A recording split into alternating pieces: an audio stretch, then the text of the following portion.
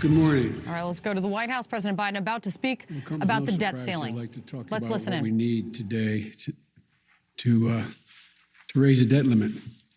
And why the Republicans in Congress what they're doing today is so reckless and dangerous, in my view. Raising the debt limit comes down to paying what we already owe, what has already been acquired, not anything new. It starts with a simple truth. The United States is a nation that pays its bills and always has. From its inception, we have never defaulted. What we pay for is what keeps us a great nation. Social Security benefits for seniors, salaries for brave service members, and benefits for veterans, and other financial obligations for our people and for our nation. We're able to meet these obligations based on the revenue we receive from taxes and based on our ability to borrow when needed. And in that case, we're able to borrow because we always pay our debt. We always paid what we owe. We've never failed. That's America. That's who we are. That's what's called for. It's called full faith and credit of the United States. It's rock solid. It's the best in the world. But here's the deal. There's a cap on what we can borrow called the debt limit. And only Congress can raise or lower that debt limit. So let me be really clear. This is really important to know. Raising the debt limit is about paying off our old debts. It has nothing to do with any new spending being considered. It has nothing to do with my plan for infrastructure or building back better. Zero. Both of which I might add are paid for. So if we're going to make good on what's already been approved by previous Congresses and previous presidents and parties, we have to pay for it. Social Security benefits, the American people are promised, salaries for servicemen and women, benefits for veterans. We're going to have to raise the debt limit if we're going to meet those obligations. And raising the debt limit is usually a bipartisan undertaking, and it should be. That's what is not happening today. The reason we have to raise the debt limit is in part because of the reckless tax and spending policies under the previous Trump administration. In 4 years, they incurred nearly $8 trillion.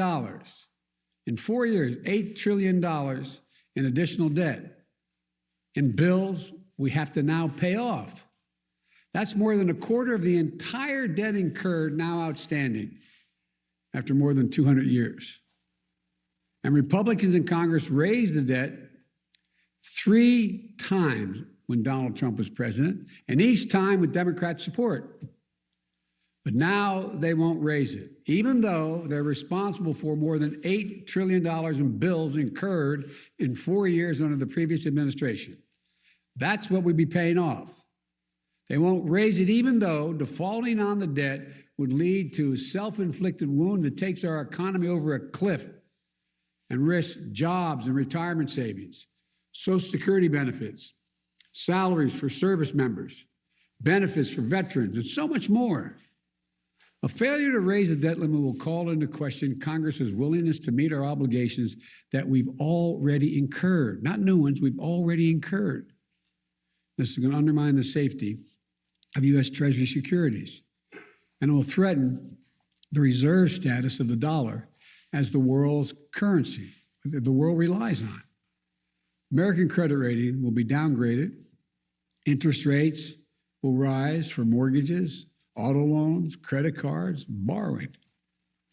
Folks watching at home, you should know this is the Republican position. Here's it is. They won't vote to raise the debt limit to cover their own spending. Democrats voted with them to cover that spending the previous 4 years. They say Democrats should do it alone. But then they're threatening to use a procedural power called the filibuster, meaning that we'd have to get 60 votes, not 50 votes, to increase the debt limit. This would block the Democrats from meeting our obligations and responsibilities to prevent Congress from raising the debt limit. So let's be clear. Not only are Republicans refusing to do their job, they're threatening to use the power their power to prevent us from doing our job, saving the economy from a catastrophic event. I think, quite frankly, it's hypocritical, dangerous, and disgraceful. Their obstruction and irresponsibility knows absolutely no bounds, excuse me, especially as we're clawing our way out of this pandemic. Democrats will meet our responsibility and obligation to this country. We're not expecting Republicans to do their part. They made it clear from the beginning. We tried asking to no avail. We're just asking them not to use procedural tricks to block us from doing the job that they won't do. Meteor is headed to crash into our economy. Democrats are willing to do all the work stopping it. Republicans just have to let us do our job. Just get out of the way.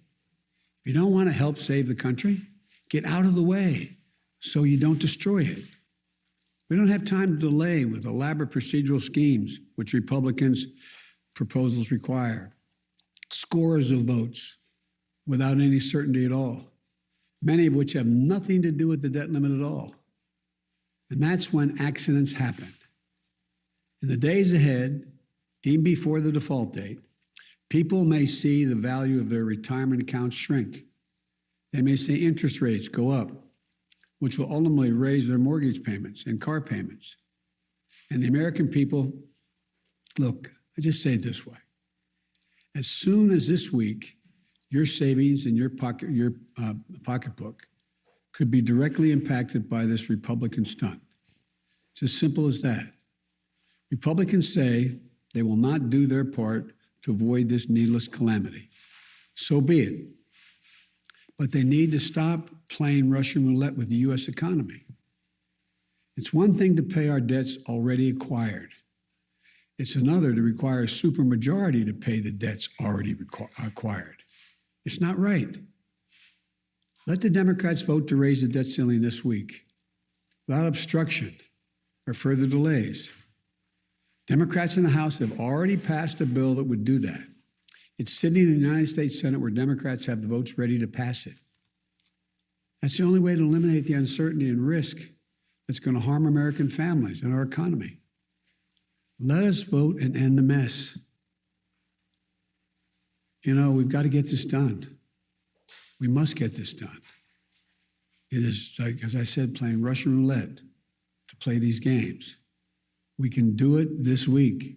Just get out of the way and let us pass it. Thank you. Mr. President, Senator Mitch McConnell says he has sent a letter to you explaining his view. Have you seen that letter? Have you communicated with him? And how dire do you believe this is if action doesn't take place in the next few days? First of all, I did get a letter. I got it 10 minutes before I walked in here. I've read it. I plan on talking to Mitch about it. He and I have been down this road once before, back when I was vice president. And I hope we can have some intelligent and honest conversation about what he's proposing.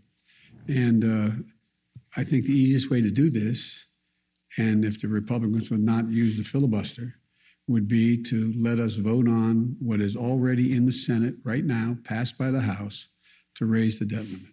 And we could do that in the next several days. Mr. President. Thank you, Mr. President. You've often touted your experience in the Senate, your 36 years in the Senate. Your aides have talked about your abilities to be a closer on deals involving legislation. Why were you unable, Mr. President, to close the deal with members of your own party on key parts of your legislative agenda last week? Thank you. I've been able to close a deal on 99% of my party. Two people. That's still underway. I don't think there's been a president who's been able to close deals that's been in a position where he has only 50 votes in the Senate and a bare majority in the House. This is a process. We'll get it done. President, it sounds like you're putting the blame squarely on two U.S. senators for your inability to close that deal, Senator Sinema and Senator Manchin. Am I incorrect? Is that who the blame lies with? Look, I need 50 votes in the Senate. I have 48. Leader Schumer has vowed not to raise the debt ceiling through the reconciliation process. So ultimately, if push Say that comes to again, I'm shove, sorry. Leader Schumer has said he won't raise the debt ceiling through the reconciliation process. So ultimately, if push comes to shove and Senator McConnell does not change his position, what is more important, that position that Senator Schumer has or raising the debt ceiling? And then I also have a question for you on Ethiopia. If you would. No, I'm going to answer one. I'm not going to answer Ethiopia. Let's stick on the debt so we don't confuse the American people. Number one, the issue of reconciliation, which is like code to the American people. What's reconciliation? There is a process that I understand the Republican leader is willing to initiate, go through, that would require literally up to hundreds of votes. It's unlimited number of votes having nothing directly to do with the debt limit. Could be everything from Ethiopia to anything else that has nothing to do with the debt limit. And it's fraught with all kinds of potential danger for miscalculation. And it would have to happen twice. So you could literally have several hundred votes over the next number of days. Everything else would come to a standstill, but you still find yourself in a situation where at the end of the day, we may have passed something that in fact then has to be undone again by either Democrats or Republicans. It's an incredibly complicated, cumbersome process when there's a very simple process sitting out there. Sitting at the desk in the United States Senate is a bill passed by the House saying, we Democrats will raise the debt limit, take responsibility for raising, even though we didn't, some voted to acquire that debt as well. We'll go ahead and do that. That's the way to proceed. If it comes down to reconciliation or raising the debt ceiling, which position would you take? I'm not going to cross that bridge till we have to get there. Would you address the allegations of genocide and why you haven't yet imposed those sanctions that you authorized 2 weeks ago, sir? Speak to that later. Regarding your Build Back Better agenda, we know the top line figure from Senator Manchin is $1.5 trillion. Senator Kirsten Sinema has yet to really give that number of where she's willing to go, how high she's willing to go, but she says she's negotiating good faith with the White House. What is her figure? I'll let her tell you that. I don't want it. We're in negotiations. Between 1.5 and 3.5? Is it higher at least than the 1.5?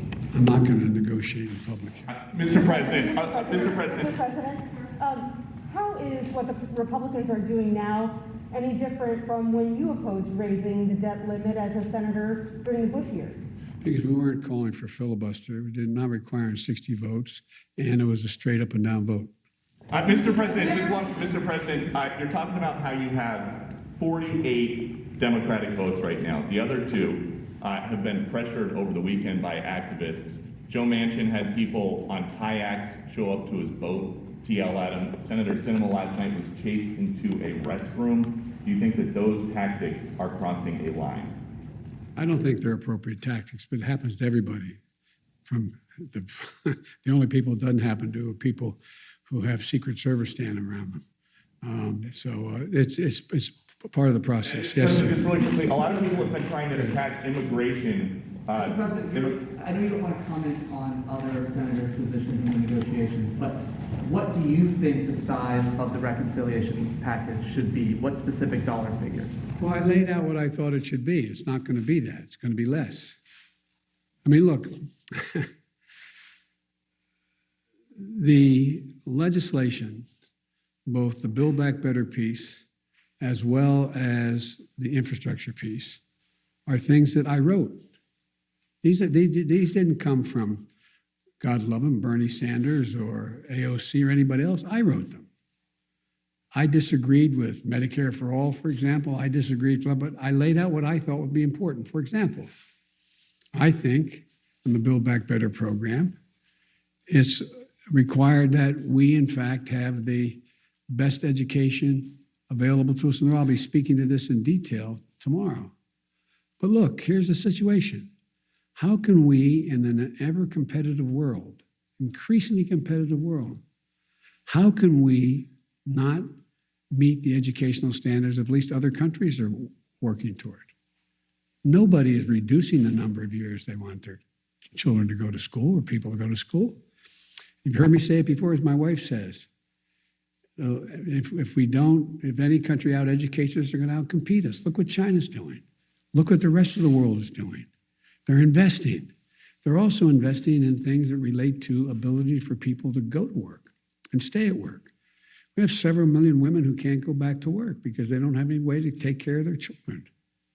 So to give a tax cut to a working mom to be able to afford daycare, is that bad? Is that a bad idea?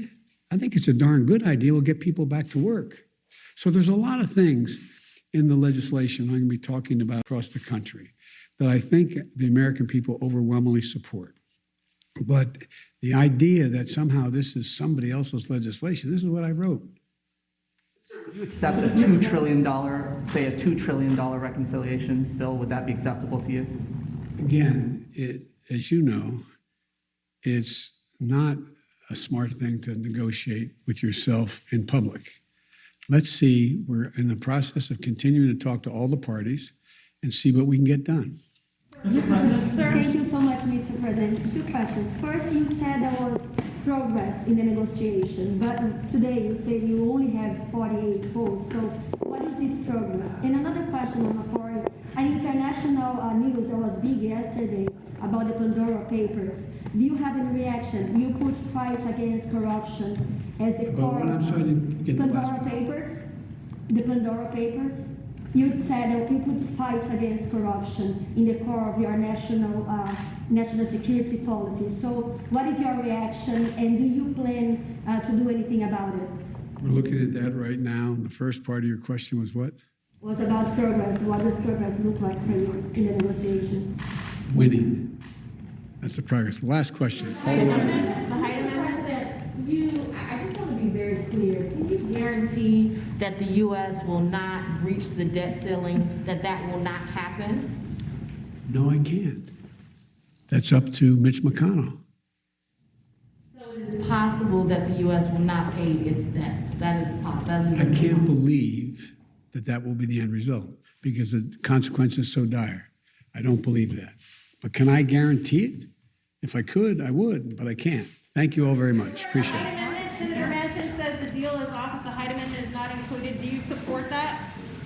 Where do you stand on that, sir?